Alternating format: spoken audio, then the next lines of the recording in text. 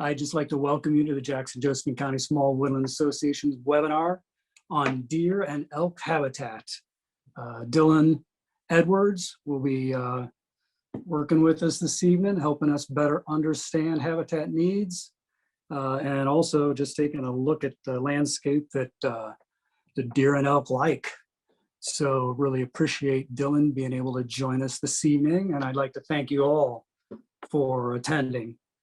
Again, the screen is black where I'm at, but I'm just going to keep rolling here. I'd like to introduce our host to you this evening as well. Some of you know Jeremy, and Jeremy's been a real help to us getting these shows launched a little bit. Jeremy is the Assistant Director of the Oregon Small Woodlands Association, as you all likely know, of which we are a chapter.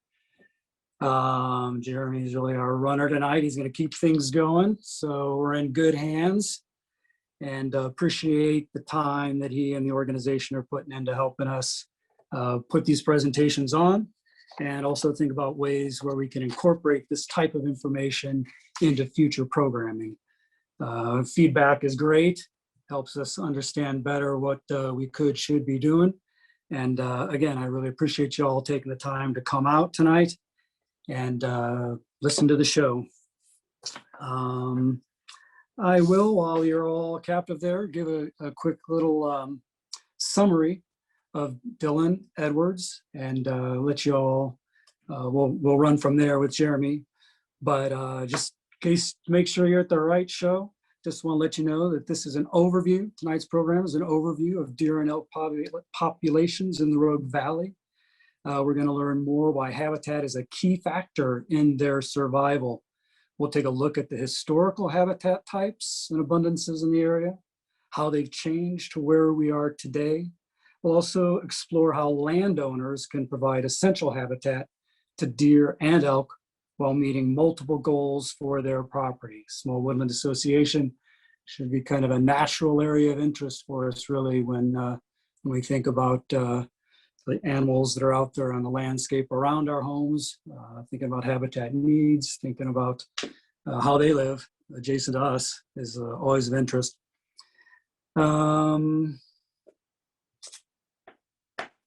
I think at this point, I will just turn it over to Dylan Edwards, I think, at this point, and just kind of go from there.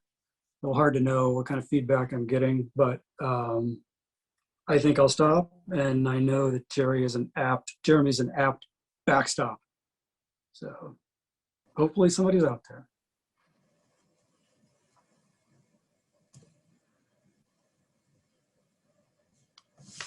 All right. Think it's showing up. Always can be a pain with these. So thank you, Dylan. Dylan, yes, Dylan Edwards. I am the Rogue Watershed Wildlife Habitat Biologist. So the whole Rogue Watershed includes Jackson, Josephine, Curry, and a couple other pieces of counties. Just working on the habitat stuff there. Thanks for being here tonight. I guess we'll get going. So deer and elk habitat and more. This will be kind of a broad overview. We'll just be touching on a lot of these subjects. If you guys have any questions, type them in the box. You're welcome to contact me at the end. The last page has my contact information, and you're welcome to give me a ring or an email anytime.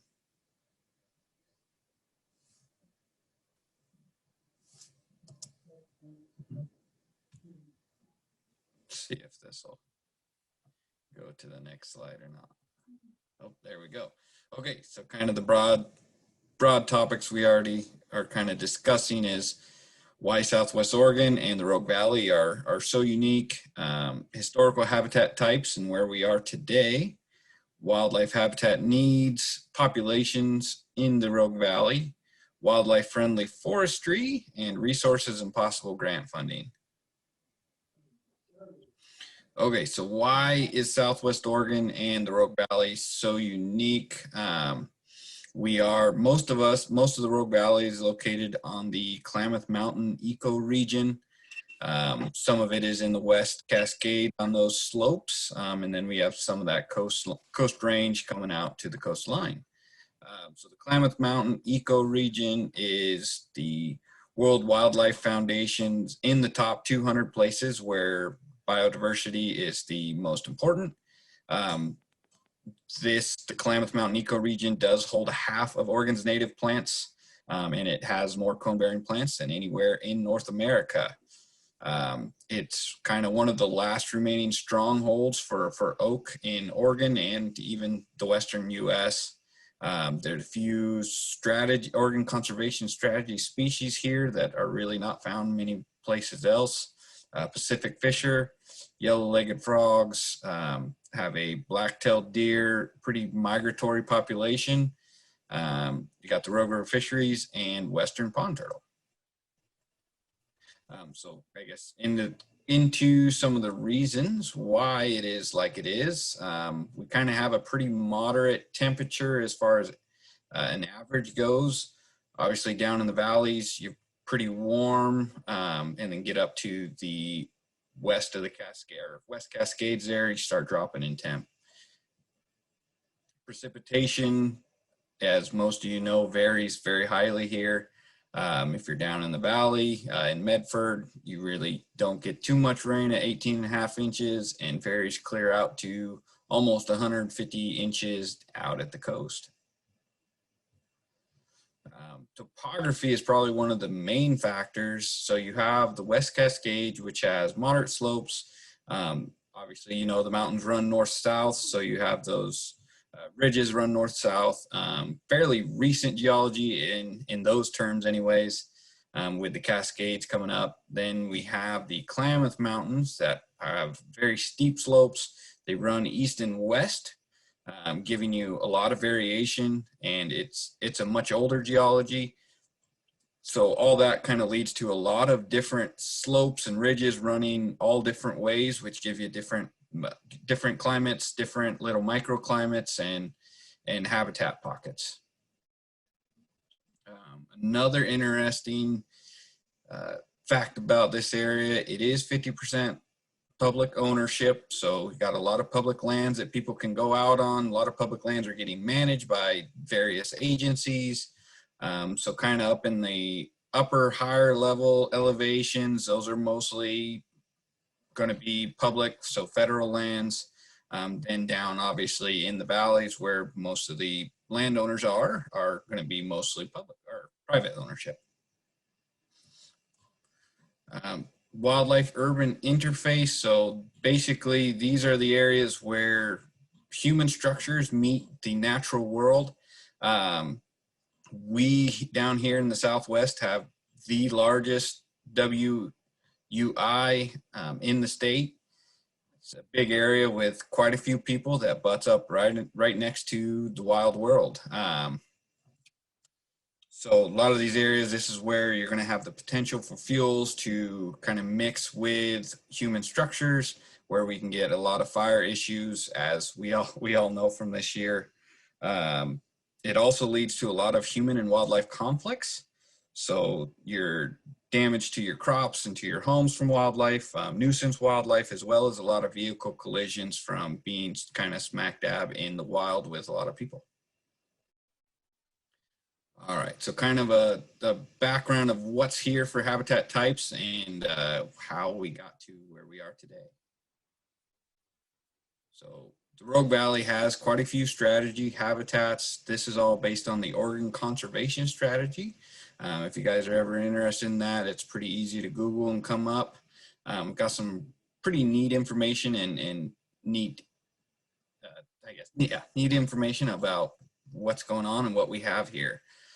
Like I said earlier, we have one of the largest and remaining oaks or strongholds for oak woodlands, pine woodlands, riparian habitats, grasslands, and vernal pools. So with the oak woodlands, basically throughout the western US, they are threatened. As a whole for Oregon, there is only 4 to 6% remaining. that originally was here for oak woodland. Only 4 to 6% of that remain in Oregon, which is it's a pretty important deal. The Klamath Mountains, like I said, do hold kind of that last stronghold. They're often found in the lower elevations, fairly dry sites, and in areas with frequent and low intensity fires historically. So a lot of these occur in a mosaic with chaparral and dry conifer woodlands. Then on to pine woodlands, can also be a pine oak mix. These occur in dry, warm sites in the foothills, mountains, and valley margins.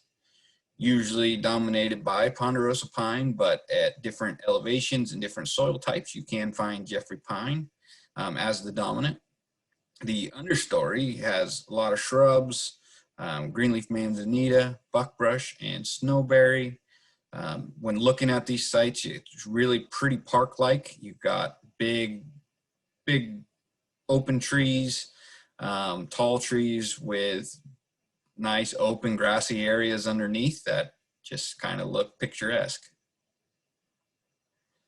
Our riparian habitats, they hold a pretty high diversity as far as species, and they are pretty critical for wildlife. They do provide essential wintering habitat and travel corridors for birds, amphibians, reptiles, mammals, and many other types of wildlife. They do, because they are moist and wet all year, they do have abundant insects, plants, and moisture. Even during those late summer months when everything else is dry, these areas are not most of the time.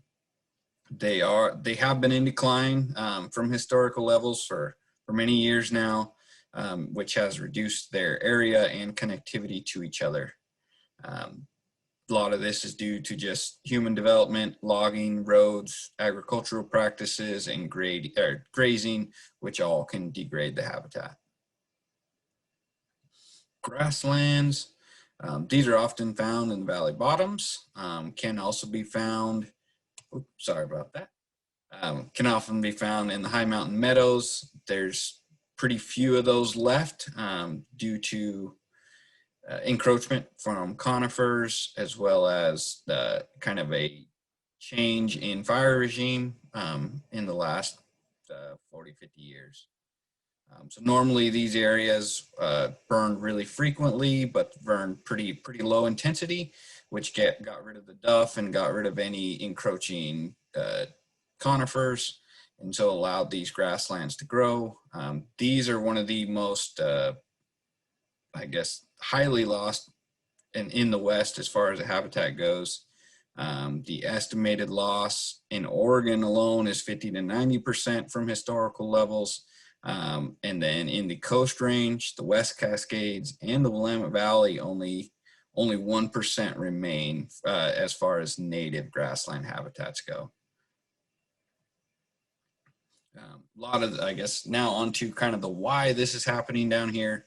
And in all of Oregon is in the West is historically we obviously had a lot of frequent low intensity fires, which created diverse landscapes. I guess information shows that this area on average burned every 6 to about 25 years.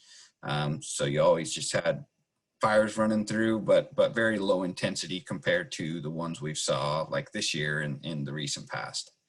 So the fire suppression has disrupted kind of these natural processes. There's not as much disturbance, which allows conifers, Doug firs to really grow up and choke everything out. This equals less open meadows and forests and a loss of early seral vegetation. On this graph, you can kind of see, it's a little fuzzy, but kind of just shows the stages of succession. So you can see the red arrow on mid-closed, we have an excess. So there's a ton of mid-closed succession out there. That's because a lot of logging, a lot of fire practices were kind of changed in that 40, 50 year mark, especially in kind of hitting that early 90s, late 80s. So we just have a lot of mid-closed, which provides some habitat for some, but those early seral species just aren't thriving as well. And we've also lost a lot of our late open successional class, which it usually has good vertical diversity and has a lot of native forage on the ground, providing good nutrition for deer, elk, and a lot of other wildlife. So in this picture, you can kind of see this is a pretty normal picture for the area. You're seeing an oak on the left and on the right, and you have a bunch of these ponderosa pines coming up with tons of stems per acre. Right now, it's not really hurting the oaks as far as getting it choked out, but it is probably starting to decrease the nutrients to that oak, as well as give it a few more years and those pines will be out competing it and growing up through it. Here you can see this is kind of that mid-closed canopy. You can see all the brush and you can't really get through there much. Not very many people or wildlife don't care as much to be walking through there. This is just a graph that shows kind of the frequency of fires throughout the last 50 years or so. You can see 70s to about 85, we had very few, kind of a fewer wildfire frequency, and temperatures were a little bit cooler then. Just didn't have that degree of those large intense fires like we've been having recently. This is a map of the annual burn probability for Jackson and Josephine counties and Curry County. You can see in that kind of that wildland urban interface, you have a ton of potential for wildfires each year, just due to a lot of different reasons. Some being the fire regimes, we've suppressed fire for so long that those stands are just chock full of stems and have a lot of fuels to burn. So another reason, kind of that tree harvest. I would assume most of you folks know that in the early 90s, we had a drop in the feds logging, as well as a little bit of decline in the private sector. So we're seeing a lot less logging. We're not mimicking that natural disturbance from fire, even though we're suppressing it. So just another factor for that. So all that kind of equals a loss of species and the age diversity. We got kind of the modern forest practices kind of favor those conifers over those hardwoods. Obviously those conifers grow really fast, especially here. So we're kind of getting a monoculture of those.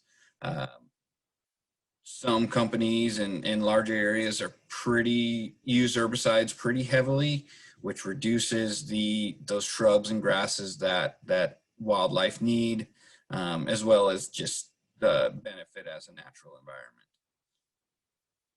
Having that monoculture makes it prone to fire, insect, and disease, which none of us really like.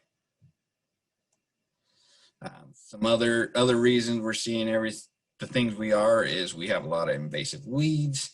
I'm sure most of you are familiar with star thistle, that awful stuff, Scotch broom, reed canary grass, puncture vine, and the Himalayan blackberry. Here's a few pictures of that Scotch broom, reed canary grass, puncture vine, and I'm sure you all know what Himalayan blackberry looks like. So kind of the basics of the habitat needs and survival for deer and elk and other wildlife species. You got to have food, water, shelter, and space. They're a lot like us, kind of need all those things.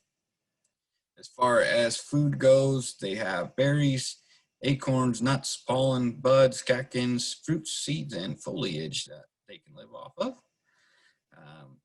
Obviously, water is a pretty important deal. They can come from a number of sources: wetlands, springs, streams. A lot of people talk about wanting to add artificial water sources, and even though we get pretty hot and dry during the summers, often they are not needed, and can often become a disease vector, which makes it worse than it would of not having it. Just having animals localized and touching each other, touching things that other things touch, it just becomes a disease vector and can be pretty bad. And whenever possible, instead of creating those, it's best to keep that water in the streams and rivers, for fish, and just the natural environment handles those instead of drying it out faster.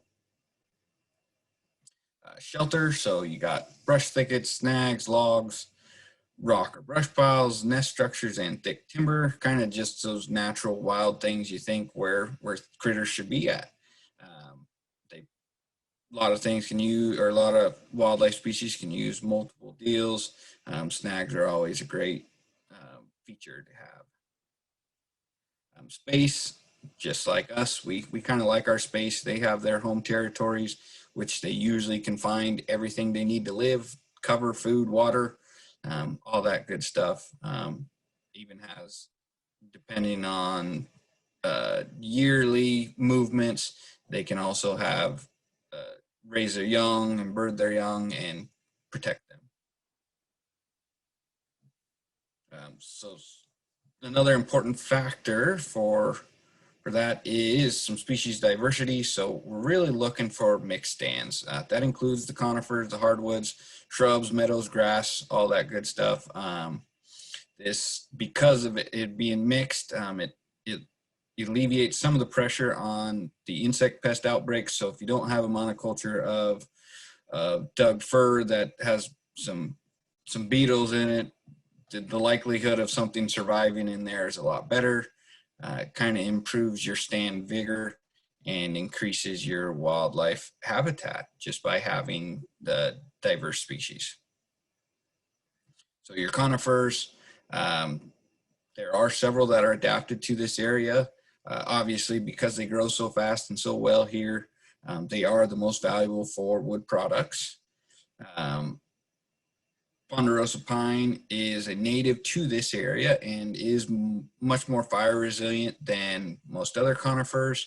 You can throw that Jeffrey pine in there as well. Hardwoods. So hardwoods have been declining in Oregon, mostly because we're big timber producers, and conifers grow faster. It's harder to take the longer trip and grow hardwoods. There is, however, they do provide a lot of benefits for wildlife, as far as shelter, nesting, and a lot of food. Oaks have a mass crop. Basically everything that is here, that is native, has some type of benefit for wildlife. All right, and so here is a picture of a very good large oak. You can kind of see that mushroom shape. That is what a mature, kind of uncompetitive or very competitive oak looks like. That's kind of what we're always looking for. I always thought, kind of growing up where I did in the Hood River Valley, that oaks were meant life. Everything uses acorns. Everything likes acorns. Birds, deer, elk, bears, turkeys, everything. So couple cool facts about the oaks: they do sprout from damaged trunks, and when fires go through, they do create clones and kind of sucker up. They do provide a lot of mass. Like this tree would have a ton of mass crop, which, like I said earlier, wildlife love. They are, because they have those horizontal limbs, they are susceptible to limb damage, but that is not necessarily a bad thing. That creates these cavities, which are very important for some of the cavity nesting species, which are, a lot of them are on the Oregon Conservation Strategy list. Here's a little smaller. This is, I would say, kind of on the border between oak savanna and oak woodland. A lot of mass crop, nice open grass underneath that provides good forage. Everybody should probably know what acorns are, but that's just how much acorns can be in there. Shrubs, so they are very important to wildlife. They provide a lot of food. especially for deer and elk. They hold insects for birds and have berries on them. They do provide a lot of cover for many wildlife species. The problem we're seeing around here and many other places as these shrubs are becoming decadent, so they're getting old. They don't have much good forage or nutrition on them anymore, and they need to be renewed somehow by cutting them, having fire through them, something to make them more productive again, like they would historically with burns and windfall and that kind of stuff. A big thing around here is our wedge-leaf ceanothus, or otherwise known as buckbrush. It is actually a very important food source for wintering deer and elk. It actually makes up a substantial portion of their winter diet. We're seeing stands of these that are, like I said, decadent, haven't been burnt or touched for 30, 40 years, and they just become dead and dying hard. So we're really looking for the stand in this picture are fairly low lying bushes. It's at deer height, elk height, where they can get those, as well as those bushes just make more palatable forage for them that has a lot better nutrition. Grasses and forbs, like I said before, grasses are kind of a huge dying thing here that we just keep getting rid of. They are extremely important, probably more so for elk than deer. Elk obviously will go out there and feed tons on this kind of stuff. They're kind of like wild cows, but a little more agile. So very beneficial because of the lack of fire. They are getting invaded by conifers and other species, and so we're seeing these meadows get smaller and smaller and decrease. Besides being food for deer and elk, bears and many types of birds and rodents use these as well. We're looking for some age diversity, so a mix of old, medium, and young vegetation. Different species kind of have adapted to use different niches for in these areas. Some might use that forest floor, mid canopy, upper canopy, and they kind of need that vertical diversity for it. So our early Sarah wildlife, so our stuff that uses these kind of young forests, young after cut, after fire, after disturbance, deer, elk, grouse, and quail, as well as many other predator and non-game species, beavers, gophers, and weasels. So kind of that for the late seral wildlife that uses that mature kind of older forest, we're looking at the northern spotted owl, fisher, which is in the picture, the red tree vole, gray owl, the goshawk, flying squirrel, and bats, and a couple other smaller species of birds. So talking about vertical diversity earlier, different species have adapted to use different niches, and having those different layers just provides a little bit of everything for every species. Snags can be kind of ugly. They can look like pose a fire hazard because they're just dead standing wood. However, they are extremely important for many different types of birds and insects and all sorts of stuff. Loose bark, so bats use that to roost. Birds, insects are always in them. The cavities in the dead wood are used for nesting, food storage. Like I said, insects are in them. They're a pretty good source for birds to have around. And like most everybody has seen, ospreys, hawks, eagles all make nests on the top of these, like the one in the photo. Another example, the one on the left shows kind of a home as well, that are drilled into the tree, as well as could be food storage. And then the one on the right just shows a big snag out in the middle of the forest, which provide all sorts of habitat for different species. Dead down logs, decaying logs, they do provide habitat for a ton of species, especially those smaller reptiles, amphibians, and small mammals, squirrels, weasels, that kind of stuff. Use those a lot, as well as birds. And they, because of the decaying matter, they do provide good nutrients to grow other organisms and a diverse array of plants. Bears also use them. They'll rip the bark off, get the bugs out of there, and that they forage quite a bit on them. So then we got edge habitat.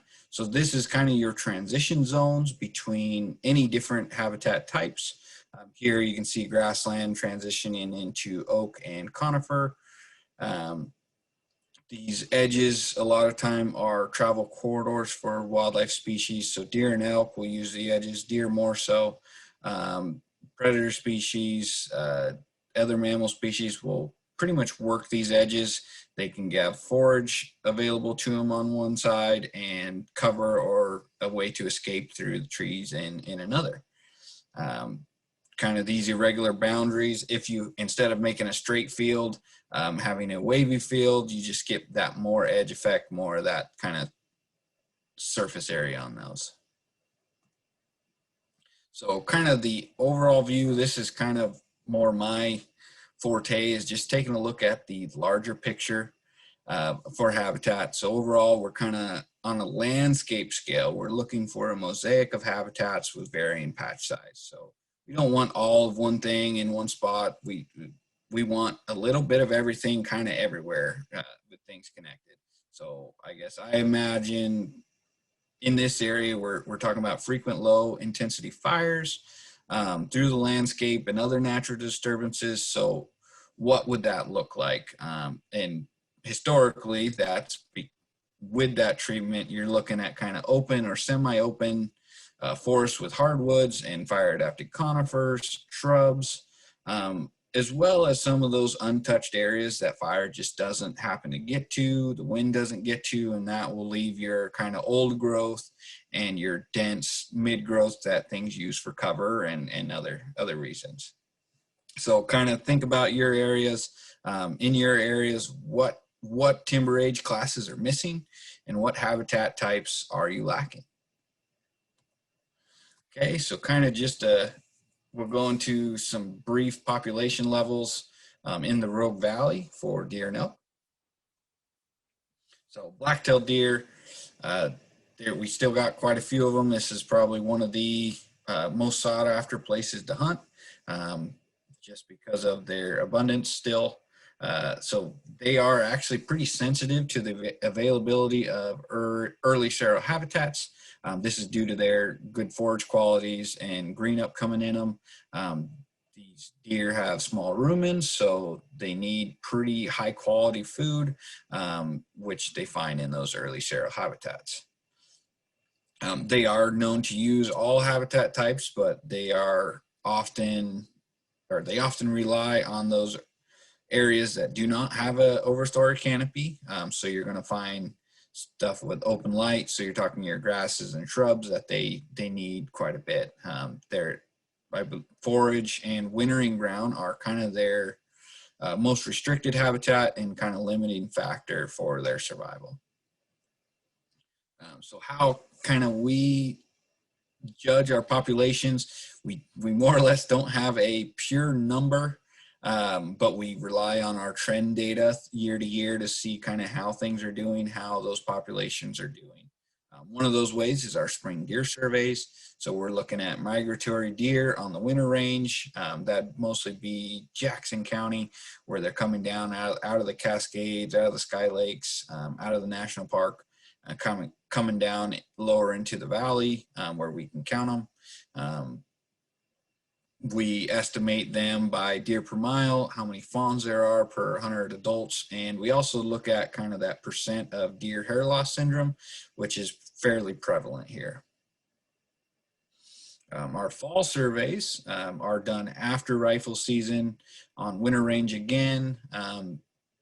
We do these kind of, not all the routes every year. We're trying to get a little bit more random. So we're trying to classify all these deer in age groups. So young does, oops, sorry about that. And just trying to classify these, how big those bucks are, and then other factors. We're looking, most of these are based on 100 does, so bucks per does, fawns per does, and fawns per just regular adults. So here's kind of just a real quick graph of our populations from 1980 to this year. Remember, these are trend data, so they're not exact numbers, but it just kind of helps us look year to year what's going on. So the dark blue is the rogue, which I'm most familiar with. This is just deer per mile based on our surveys. So we had a pretty good dip, and that's not always indicative of what's going on, because we could have a couple of bad years with bad weather, or if we just didn't get out and weren't able to do it. But kind of for the last 40 years, we've had just a slight decline, but overall still fairly steady. This graph is from map is from a mortality study done in both Jackson and Josephine counties. The blue dots are collared deer. I think they're just points. I believe we had 40 or 50 deer that we collared. So the blue points are their wintering ground points. So that's where they are when snow falls, when it's cold, they're down kind of in the valleys. And then during the summer, when they can get up into the Cascades where that green up is later, they follow that and stay up high. Josephine County, they don't move near as much. They kind of are pretty localized and local deer. They do move a little bit up and down the ridges there, but I guess it is how you imagine, at least in Jackson County, when it's cold, they come down where it's a little warmer and they're still forage, and when it's nice and warm, they go up to where it's cooler. Here is a clover trap. It's not that pertinent to you guys, but everybody kind of likes seeing how we do what we do. That's actually my boss, Steve. He's setting the trigger wire for the trap. So deer would actually walk in where he is now, and there'd be bait right in front of him, and it would pull that fishing line and trigger that door to close. Then that trap can actually be folded down and enable us to basically tranquilize the deer, get a collar on it, take some samples, and then reverse it and let that deer back on its merry way with a collar that has VHF frequencies and a lot of times now GPS data. A couple ways we keep track of them. This is from a biplane. It has the antenna on the wing. We're able to quickly go for flight and check if those collars are still on. If the deer didn't move for a certain amount of time, it will give us a mortality signal. And that's how we know either that collar has dropped off or the deer has perished one way or another. We also have vehicle antennas and hand wand antennas that we can go to find them closer. So in Josephine County, just kind of an example, historically there was 605,000 odd acres of winter ground for deer. About a quarter of that has been impacted, whether that be from just humans coming in or different management styles. There's a quarter of that deer winter range is now on private. So kind of talking to you guys, relying on you to make those forest management decisions and hopefully do what's good for everyone there. And then a lot of it's on federal land up in the higher areas. So a lot of that designated winter ground are found in what we call conservation opportunity areas. Those areas kind of hold the most chance of holding onto diversity. So that would be like your oak woodlands, like we talked about, ponderosa pine woodlands, the riparian habitats, and grasslands. So on to elk. Now in the Rogue Valley, just in the valley part, there's over 1,000 elk. in the bottomlands, whereas 40 years ago, most of those resided in the higher elevations in the public lands. Due to kind of the decreased timber harvest and totally different fire regime, that early successional forest, which has a ton of forage for elk and deer and other wildlife, has declined, which made them decline numbers and seek a different food source. That's when they started moving into lower elevations and finding pear orchards and alfalfa fields and irrigated pastures with really high quality nutrient food, and an easy lunch for them. So now we have herds that are 100, 200, 300 individuals.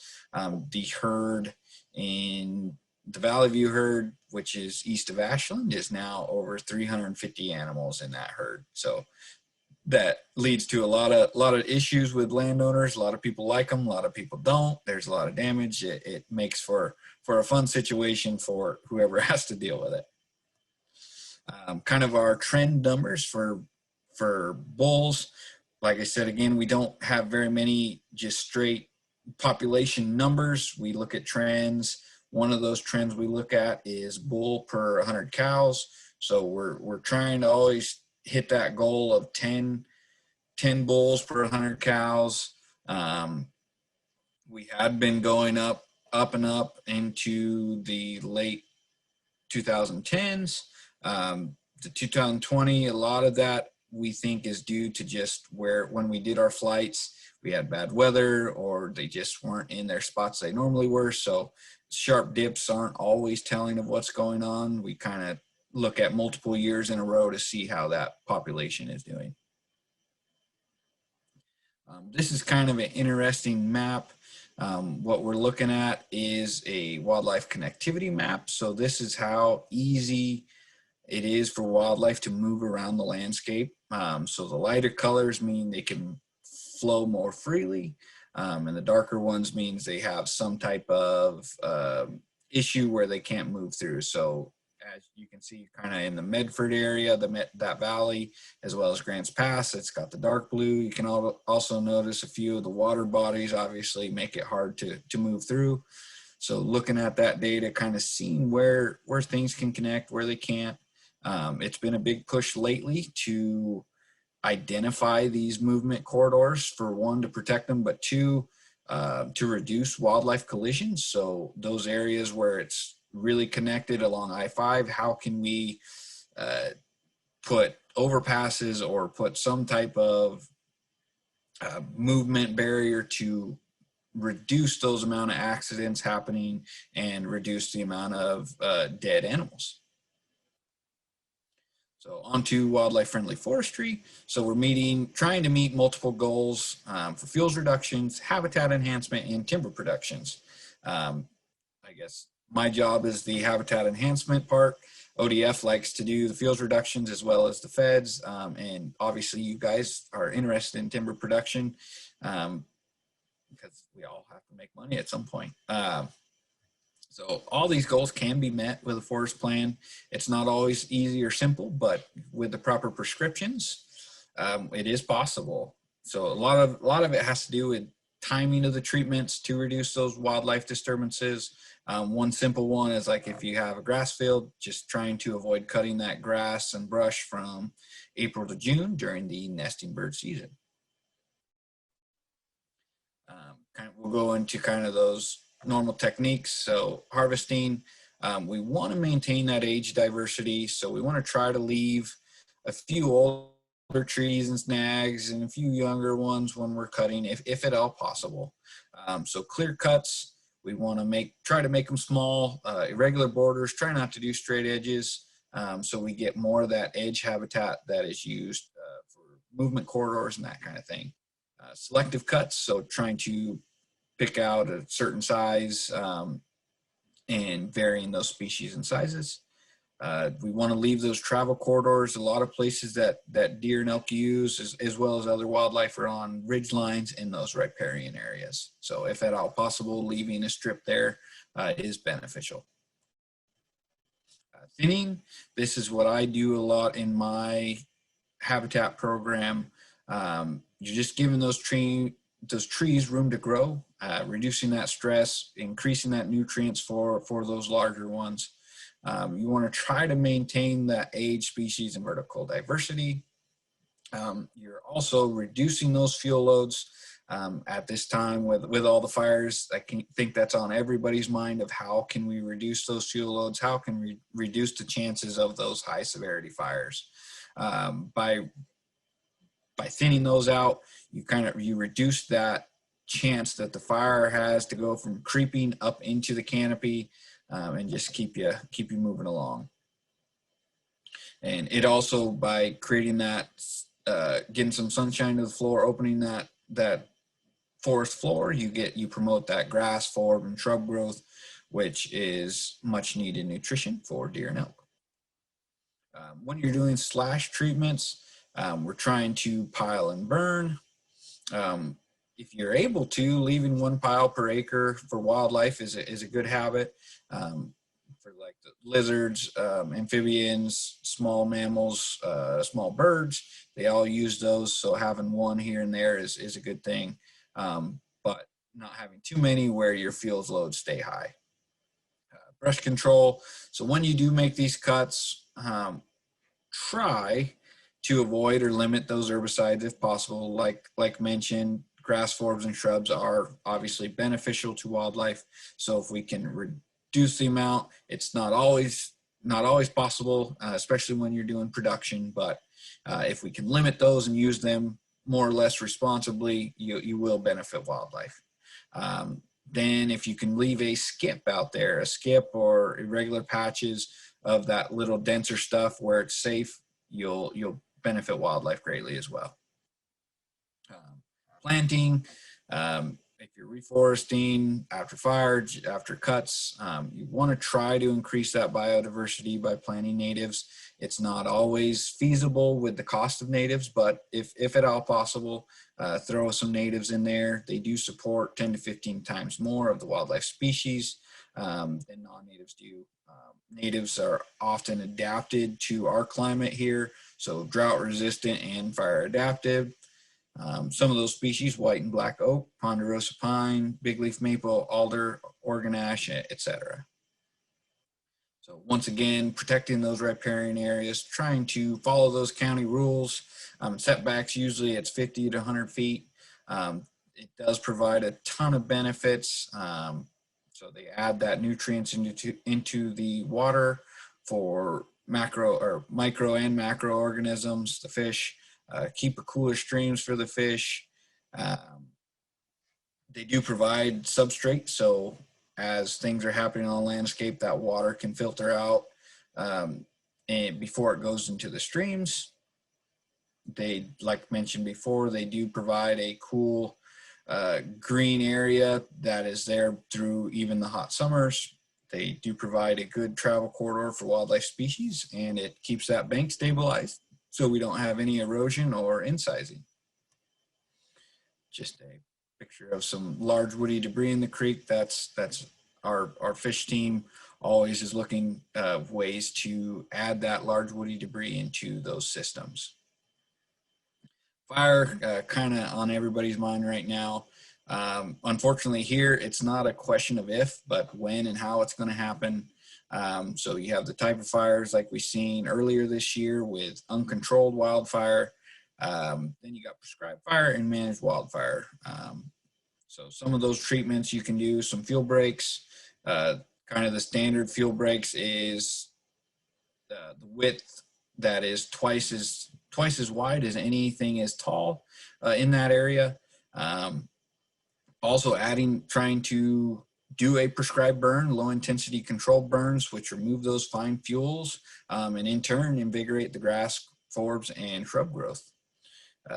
Trying to leave 2 to 5 acre patches of brush, not too big, leaving those individuals clumps and openings so you have that open area.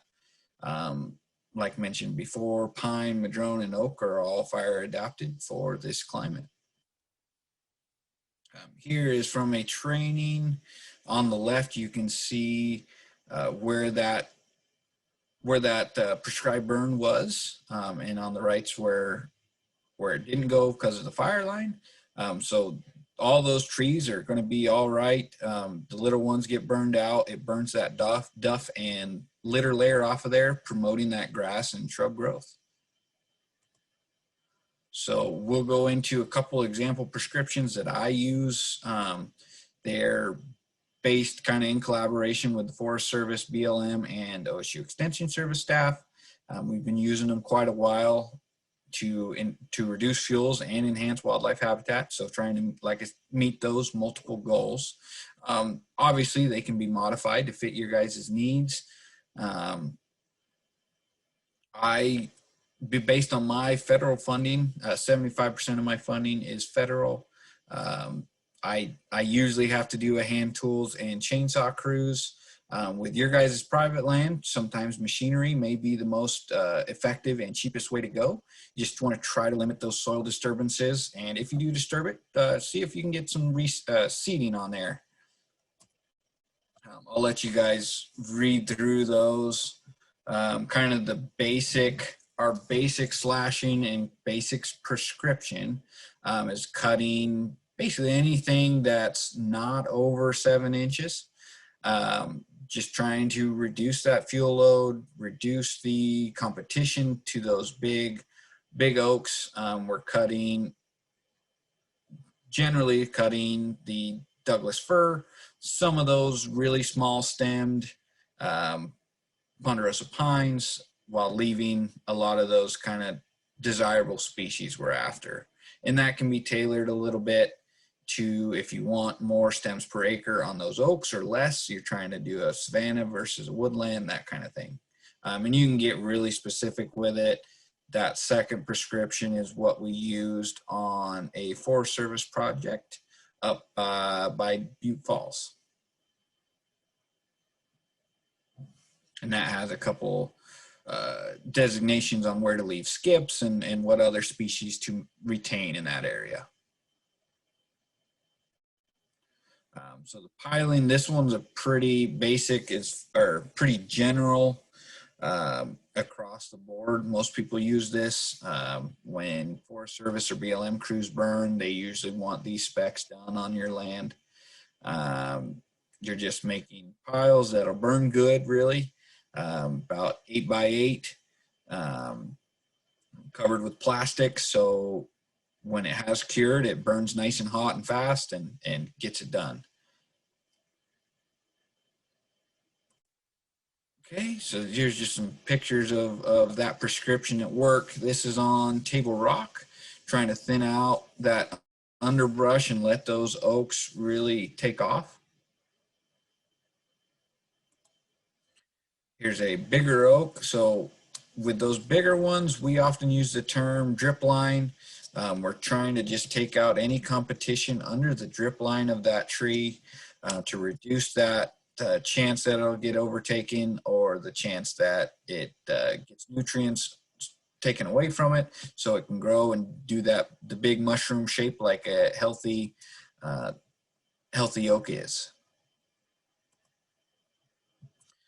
Here's that spot up past Butte Falls near Willow Lake. On the left, you can see what it was before. It has a lot of that underbrush under there. So if a fire did go through there, it would move fast and hot, work its way up the canopy.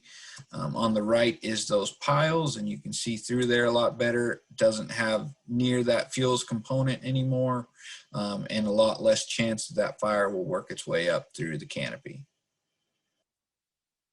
If you're interested in using machines a little more, on the right, we have a tracked Fecon grinder. It's got a masticating head on it. I use those in Willamette Valley, taking out blackberries and all sorts of things. They work pretty darn good.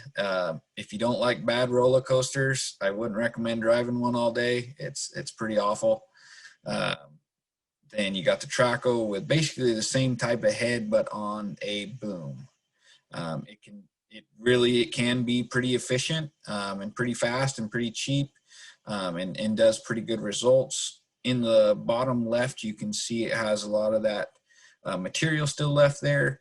Ideally, you could run a prescribed burn through there and get rid of all that excess material on the ground. Then just one other thing you can do to kind of help wildlife out there. It's not necessarily deer and elk oriented, but another good thing is wood duck boxes, songbird boxes, and bat boxes. Pretty easy to set up. On your left is the bat boxes, so pretty narrow, pretty small. The songbird box in the middle and the wood duck box on the right. These can be put up anywhere pretty easily, and they do get used. Bat boxes, this just kind of shows where you want to put them. They do get used quite a bit. Bats have been declining, so it is a species of concern that we're looking to try to help out, and they do a lot of good for the environment. So possible funding sources and resources. So I at ODFW and our team at the Central Point office, we deal with wildlife conflict. So if you got issues, give us a call. Land use planning. My job is helping with habitat improvement. So if you guys have some issues or just want someone to look at your property and see what's going on, give me a call. My contact information will be at the end. Like I said, if you need help discerning those hunting and fishing regulations, they're not always the easiest to read, give us a call. Education, my program each year does a seed giveaway. I usually give out 15-pound bags of seed that do about an acre's worth. That's usually around October 1st, depending on how the calendar falls. So those are free bags. You just come and get one at the Central Point office. They're meant to seed unperfect ground. So if you got a bunch of weedy, nasty areas with star thistle, plant overseeding that. Or if you got some skid rows that need some planting, having a bag of that wildlife forage seed is great. I also, from my program, give away duck, songbird, and bat boxes. You can get one of those per landowner per year. So if you have a need and want, come by and grab one. Our offices, unfortunately, are still closed, but when we open back up again after this COVID stuff, I would love to see you guys in and get you some of those boxes.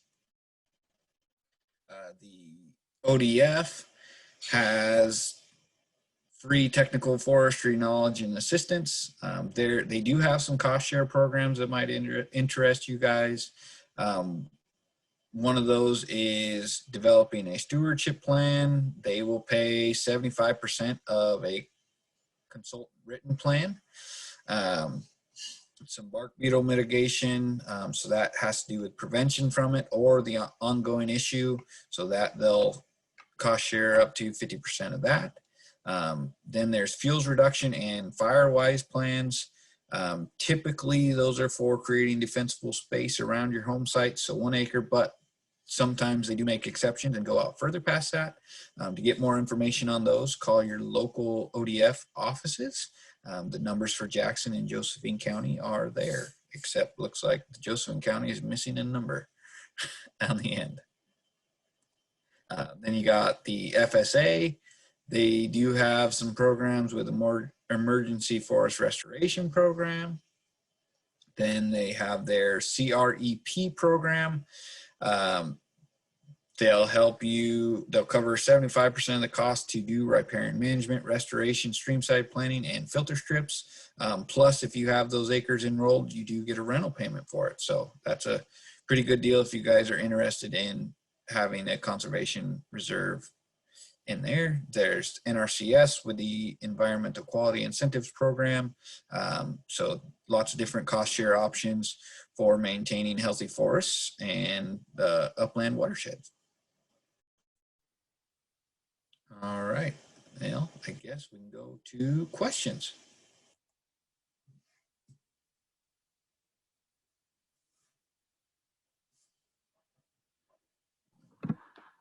Hello, my name is Aaron Groth, and I'm with Oregon State University Extension. I'm with the fire program. I'm the regional specialist for coastal Oregon.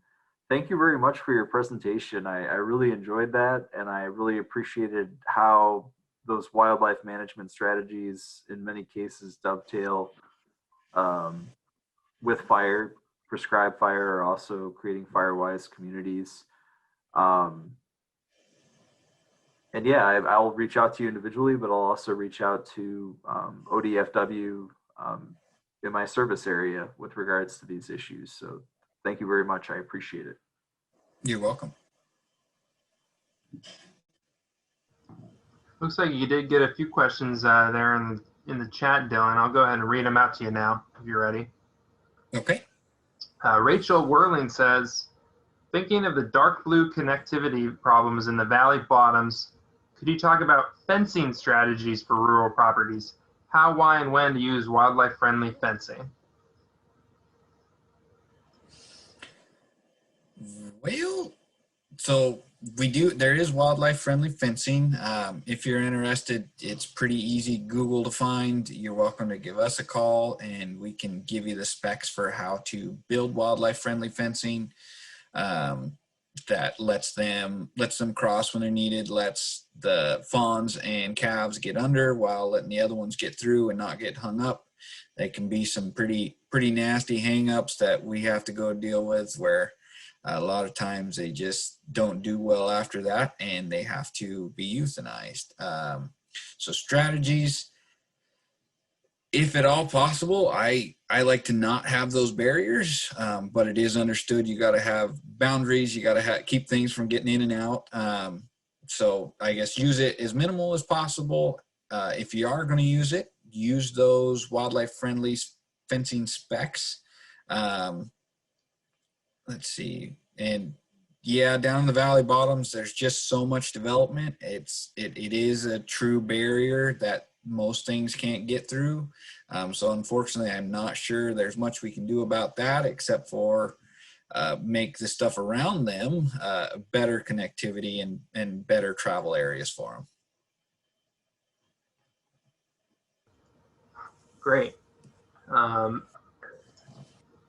Maxine Cass says the annual seeds ...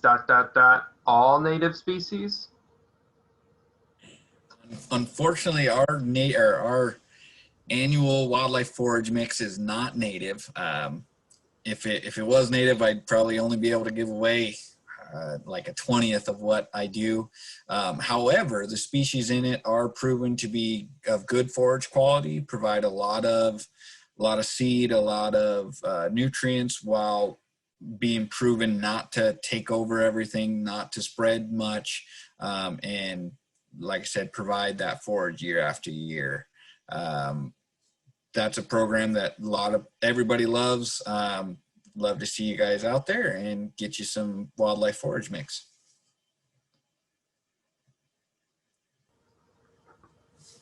Megan Anand asks, is it okay to leave water out for deer in the super hot time of year? That's always a tough one. Despite it being so hot, they generally know where to get water. We do have a lot of seeps. There is a lot of water sources that they're really adapted to find. So mostly when you leave out that, it actually becomes a disease vector and can pass along those deer hair loss and epizootic other diseases that transfer very much from them touching the bowls with their noses or being in close proximity. So it really can be more of a problem than good, unfortunately.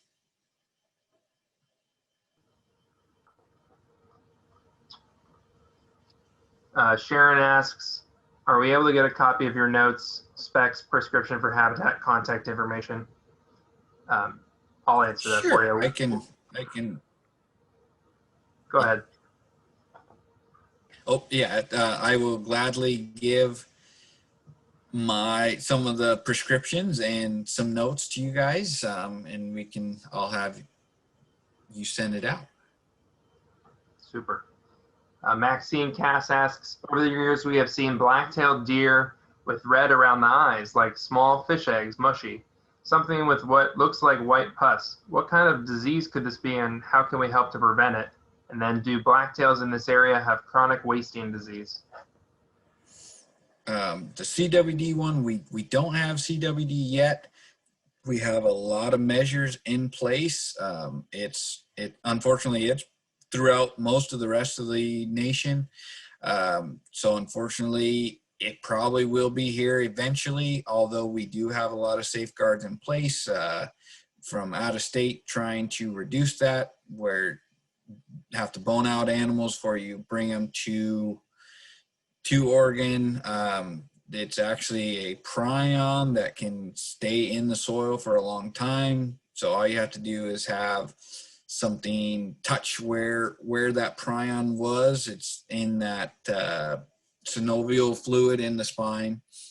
So we're trying to reduce it, although because it spread so much, unfortunately, I think eventually we probably will have it here. As far as the other eye stuff, I'm not sure what that is, although we do have a couple much knowledgeable as far as disease goes in our office. You're welcome to give our office a call and we can see what we can do for you.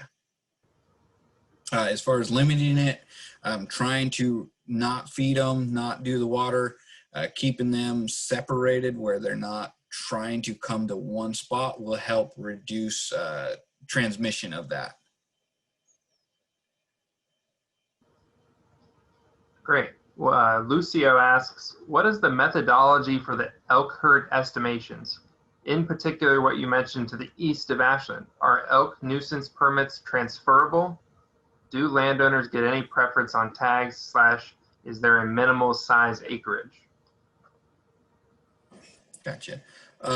So with those, it's mostly point and count from a helicopter. We are taking kind of the herd composition, so calves, bulls, and cows, trying to just tease out what that breakdown is. That is surveyed almost every year by helicopter.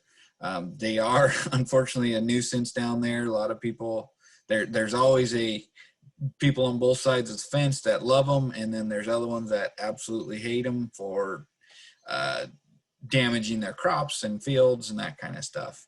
As far as tags go, I think there is a limit to the size that you can get a cow tag, although we do have a new antlerless damage tag that can be bought by anyone that can hunt in these certain areas and can hunt on private ground. If you want to know more, I would give our office a call and talk to Matthew Vargas. He is our conflict damage biologist for the area, and he deals with this all the time. Great. Maxine also asks, some of our blacktails have prominent rings around the neck. Has there been interbreeding with pronghorn? I don't think they can. And we don't actually have any pronghorn on this side of Oregon. Those prominent white rings is usually indication of a mature deer. Usually a mature buck will get that nice white throat and kind of ring around them. And it could very well be a kind of a mutation that is going through the herd. In where I grew up, we had a kind of a genetic anomaly of white deer, piebald deer, and there was actually quite a few of them there. So you can see that kind of thing happen as well. Liz asks, any idea what caused the drop in blacktail numbers in 2005 during spring inventory? That could be a number of factors. One, it could just be us not seeing them, having bad weather. A lot of those we do spotlighting surveys in the nighttime. So if we're unable to get a good weather window, or even if the moon's not out or out, it really can be pretty variable on what we see. That's why we try not to take too much stock in a 1 or 2 year dip and kind of look at it as an overall. Julie Campbell asks, what about mineral salt licks for elk and deer? They do provide the nutrients, but once again, with that disease transmission, I wouldn't do it just for the benefit of them. It's not illegal if you're using it to hunt and that kind of thing, but if you want to benefit wildlife, I would recommend not doing it. Probably a better option would be some type of crop, some type of grain that they can eat on and not be in one specific spot, licking and touching their noses where they can pass those diseases. Rachel Worling asks, will this recording be posted anywhere? And I'll answer that. We will post the recording of this on the Oregon Small Woodlands Association YouTube page, and I'll post a link to that in the chat before we leave. And my hope is to get it posted tomorrow. Peggy asks, I have a large cement bird bath that the deer use along with the birds and turkeys. What can I do to make it safe for all? I don't think I can keep them away. We don't have any fencing. So some things that are recommended as far as like bird feeders and that sort of thing is you need, if you're going to have it and you want water in it, it needs to be sanitized really frequently. You can use hydrogen peroxide, emptying it and refilling it. Every time you do that, kind of trying to sterilize those. It's kind of funny with the COVID stuff. It's probably a lot of the same as that, just trying to keep that disease from bouncing from one individual to the next. Aaron Groth asks, any other prion diseases besides CWD we need to be aware of in Oregon? I don't know if they're transmitted by prions, but the like elk hoof rot that started in the Northwest is slowly making its way down here. We've seen it, I think 1 or 2 cases in Douglas County now. So unfortunately it's probably coming down. A lot of that it comes from being in a wet, moist environment. I'm not exactly sure how that one is transmissible, but I know if they are all in the same place, which a lot of these diseases just comes down to individuals being in close proximity and passing it along. What's the name of that for the elk herd? The name of the disease that impacts them that you just mentioned? Elk hoof, yeah, elk hoof rot. Hoof rot, yeah. Hoof rot. Okay, thank you. It deforms the hoof, and you'll often see them, if they have it, kind of limping and a pretty deformed hoof. Christy asks, when are elk babies usually born in the Rogue Valley? I think I should know this off the top of my head, but here it should be in this, I think it's should be late spring, early summer here. Lucio asks, are the elevation as a function temperature and time of year studies available? Or are they only performed on deer, and is the is the research available for elk? So as far as the elevation and temperature, that is, I believe that's might be USGS information and data. We just use it to kind of help us understand what's going on. As far as the research, it should be available, at least the overviews of them. As far as like collaring and stuff, at our office we have graphs and displays of kind of where those animals were moving and how much they move and that kind of stuff. So it is available to the public. I believe you just got to call us. We often do presentations at like Oregon Hunters Association meetings with this kind of information. So there it is out there. I don't see any other questions in the chat. I do have one that someone emailed me on Wednesday, if you want me to read that. Fred asks or says, we live on a farm about 4 miles outside of Eagle Point. We used to see elk on our top pastures frequently in the winter, but not so much the last several years.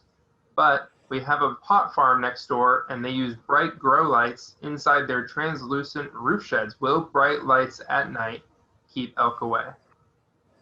Yeah, I think so. It's a deterrent. They're just, I guess, if they don't have to go anywhere that could be worrisome for them, which includes lights, sounds, dogs, cats, anything that's around. if they don't have to go there for a food source, they will go to something easier if it's available. So yes, I would say lights on in the night is definitely a possible deterrent. Great. Yeah, one more. I got an email from Kent. He asks, Okay. do you know of anything that can be done to restore a natural habitat for native species of plants and animals with overwhelming deer pressure?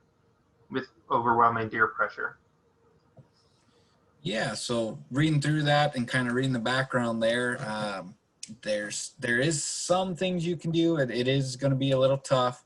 I would say using tall fencing on those individual trees you would like to establish, and keeping those around until they are completely established, and can handle the browse of deer. There is the option, I believe he mentioned wanting to haze them, or the option to haze them. You can't do it yourself, you can do it yourself. You just need a permit through us. Once again, I would contact Matthew Vargas in our office. He is our conflict bio, and he can get those permits out to you, as long as there's a need, and it sounds like there's a need there. Depending on where you're at, hunting pressure may also be an option for you, even to reduce a few of those, and let those plants and grasses and brush and trees that get established for a while.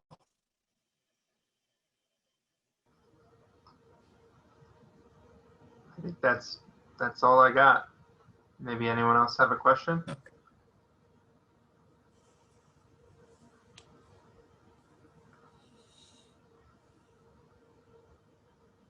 Great. Oh, do you have much need for volunteers? Rachel asks. We do every now and then. We don't do, obviously right now we're kind of limited on our projects, although we may have one coming up, as far as a cleanup on some federal lands where everybody's been unfortunately dumping trash and stuff, trying to get a volunteer day for that going, and make our lands look better and get rid of that. But we do have volunteer projects where we'll go out and kind of those treatments I showed you on federal land, go through with loppers and hand saws and an army of volunteers and go to work cutting and piling. So those are there every now and then, as well as opportunities to help out on the education side. So we hold many events, especially for kids and adults, events to learn to hunt and to just do a bunch of different things. And I believe there's always a need for volunteers on those. Outstanding. Well, thank you, Dylan. Thank you, everyone, for joining us tonight. This was put on by the Jackson Josephine Small Woodlands Association County Chapter. I've been Jeremy Felty, and of course, Dylan has been Dylan Edwards from Oregon Department of Fish and Wildlife. We will be having another one of these next month on March 18th. The topic will be options for prescribed fire on private lands in Oregon. The speaker will be Chris Adlam, who is OSU's Extension Fire Specialist for Southern Oregon. One of his counterparts, Aaron Groth, was on here a little bit ago as well. So small world. If you are not an Oregon Small Woodlands Association member and you'd like to be, you can join OSWA at oswa.org or by calling us at 503-588-1813 and talking to me about membership. Appreciate everybody coming out tonight. I hope you enjoyed this presentation. Thank you. Thanks, everyone.